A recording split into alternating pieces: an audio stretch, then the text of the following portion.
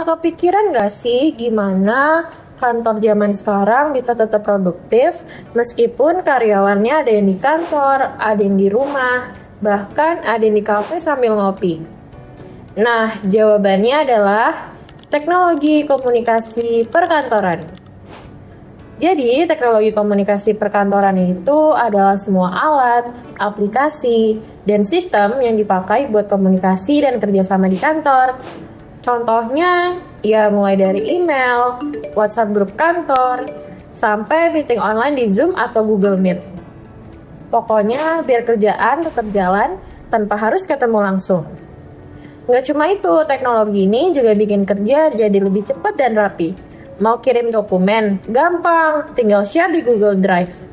Mau atur jadwal meeting? Ada Google Calendar. Intinya, teknologi komunikasi perkantoran ini bisa bikin kerjaan jadi lebih fleksibel, nggak ribet, dan pastinya lebih efisien. Teknologi komunikasi memiliki berbagai fungsi penting dalam kehidupan kita. Teknologi komunikasi memungkinkan informasi tersebar dengan cepat dan luas melalui internet, media sosial, dan aplikasi pesan instan. Wah, luar biasa banget kan?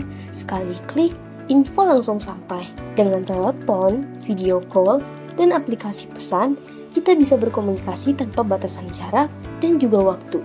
Keren banget gak sih ngobrol sama teman jauh? Jadi lebih gampang. Teknologi ini membantu perusahaan dalam koordinasi tugas, komunikasi internal, dan manajemen proyek secara lebih cepat dan juga efektif. Produktivitas naik, kerja jadi lebih mudah. E-learning, webinar, dan platform pelajaran digital memungkinkan akses pendidikan dari mana saja dan kapan saja. Media sosial dan e-commerce membantu bisnis menjangkau lebih banyak pelanggan dan meningkatkan penjualan. Usaha kecil pun bisa go global. Keren kan?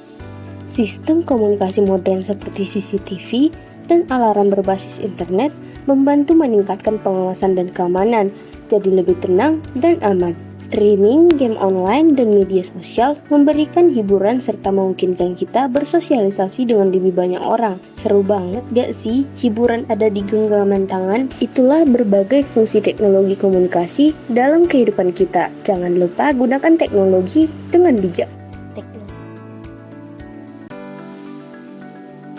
Microsoft Office adalah paket perangkat lunak perkantoran yang dikembangkan oleh Microsoft, terdiri dari berbagai aplikasi yang digunakan untuk kebutuhan administrasi, pengelolaan data, pembuatan dokumen, serta komunikasi bisnis. Microsoft Office telah menjadi standar global dalam dunia perkantoran karena menyediakan alat yang mendukung produktivitas dan efisiensi kerja. Dengan fitur yang terus berkembang, Microsoft Office tidak hanya digunakan dalam perkantoran, tetapi juga dalam dunia pendidikan, pemerintahan, dan industri lainnya. Microsoft Office terdiri dari berbagai aplikasi utama, masing-masing memiliki peran spesifik dalam mendukung produktivitas. Dalam dunia kerja, Microsoft Office berperan penting dalam menunjang operasional perkantoran dengan berbagai kegunaannya. Yang pertama ada Microsoft Word. Word merupakan aplikasi pengolah kata yang digunakan untuk membuat dokumen seperti laporan, surat, dan artikel dengan fitur pemformatan teks, penyisipan gambar, serta pengecekan ejaan dan tata bahasa. Yang kedua ada Microsoft Excel, aplikasi spreadsheet yang memungkinkan analisis data menggunakan tabel, grafik, dan rumus untuk perhitungan yang kompleks. Yang ketiga ada Microsoft PowerPoint, alat untuk membuat presentasi interaktif dengan slide yang dapat diisi dengan teks, gambar, video, dan juga animasi. Yang keempat ada Microsoft Outlook, alat yang berguna dalam pengelolaan email dan juga jadwal. Outlook mempermudah koordinasi tim dengan fitur kalender, tugas, dan pengaturan email yang profesional. Dan masih banyak lagi aplikasi Microsoft yang bisa kita gunakan seperti Microsoft Publisher, OneNote, dan juga Microsoft Access. Setiap komponen ini dirancang untuk meningkatkan efisiensi dalam berbagai tugas administratif dan juga bisnis. Keunggulan Microsoft Office dalam mendukung operasional bisnis menjadikannya alat yang esensial bagi perusahaan dari berbagai skala, baik kecil, menengah, maupun besar. Tapi, tentunya Microsoft Office memiliki kelemahan, salah satunya harga yang relatif mahal. Lisensi Microsoft Office cukup mahal dibandingkan dengan alternatif gratis seperti Google Dokumen. Selain itu, Beberapa aplikasi seperti Excel dengan dataset besar dapat memerlukan komputer dengan spesifikasi tinggi agar berjalan dengan lancar. Apakah Anda tahu bahwa ada cara untuk menggunakan perangkat lunak yang canggih tanpa harus membayar biaya lisensi yang mahal? Jawabannya adalah dengan menggunakan open source. Open source adalah perangkat lunak yang dikembangkan dan dibagikan secara terbuka, sehingga siapa saja dapat menggunakannya, memodifikasinya, dan mendistribusikannya kembali tanpa harus membayar biaya lisensi. Ada 3 open source yang populer. Pertama, LibreOffice, suite perkantoran yang terdiri dari pengolah kata, pengolah data, dan pembuat presentasi. Kedua, OpenOffice, suite perkantoran yang terdiri dari pengolah kata, pengolah data, dan pembuat presentasi.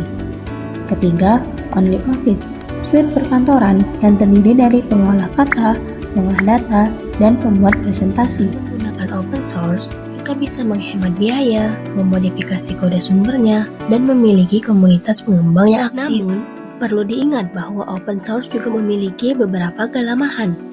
Misalnya, open source bisa memiliki kurangnya dukungan resmi, sehingga kita harus mencari dukungan dari komunitas pengembang.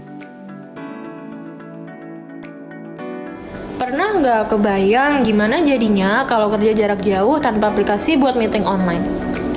Pasti ribet banget kan? Nah, makanya sekarang kita akan bahas apa sih itu aplikasi meeting online dan seperti apa aja aplikasinya. Jadi, aplikasi meeting online itu adalah aplikasi yang dipakai buat rapat dan komunikasi jarak jauh. Intinya, biar kita tetap bisa ngobrol, diskusi, atau bahkan presentasi tanpa harus ketemu langsung. Yang pertama, ada aplikasi Zoom. Aplikasi ini sering dipakai buat meeting besar atau webinar karena punya fitur breakout rooms yang bikin kita bisa bagi peserta ke dalam grup kecil. Jadi, kalau ada diskusi kelompok, nggak perlu keluar dari meeting utama. Zoom juga punya fitur virtual background. Cocok buat yang lagi meeting tapi kamarnya berantakan. Plus ada fitur webinar mode yang bikin penyelenggara bisa lebih mengontrol jalannya acara. Yang kedua, ada aplikasi Microsoft Teams yang gak cuma buat meeting tapi juga buat kerja tim yang lebih terstruktur. Kenapa? Karena Teams terintegrasi langsung dengan Microsoft 365. Jadi kita bisa buka dan edit dokumen Word, Excel, atau PowerPoint langsung di dalam aplikasi tanpa harus bolak-balik ke software lain. Yang terakhir, ada aplikasi Google Meet. Aplikasi ini simpel banget dan gak ribet. Kalau mau meeting, tinggal klik link tanpa harus download aplikasi tambahan. Apalagi kalau pakai laptop. Google Meet juga terhubung langsung dengan Google Calendar. Jadi kita bisa atur jadwal meeting dan otomatis ngirim undangan ke peserta. Plus ada fitur noise cancellation yang bikin suara kita tetap jernih meskipun ada suara latar belakang yang mengganggu. Tapi tentu aja ada plus dan minusnya. Keunggulannya fleksibel banget, bisa meeting dari mana aja, asal ada internet. Komunikasi juga lebih efisien, nggak perlu buang waktu buat perjalanan ke kantor. Tapi tantangannya, ya itu dia, internet harus stabil. Kalau koneksi lemot, siap-siap deh suara putus-putus atau video nge-freeze. Pernahkah Anda mengalami kehilangan data penting karena tidak memiliki sistem penyimpanan yang baik?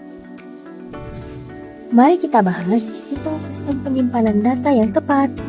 Sistem penyimpanan data adalah suatu sistem yang digunakan untuk menyimpan, mengelola, dan mengakses data dalam jumlah besar. Ada beberapa jenis sistem penyimpanan data, pertama penyimpanan lokal. Sistem penyimpanan data yang berada di dalam komputer atau perangkat lainnya.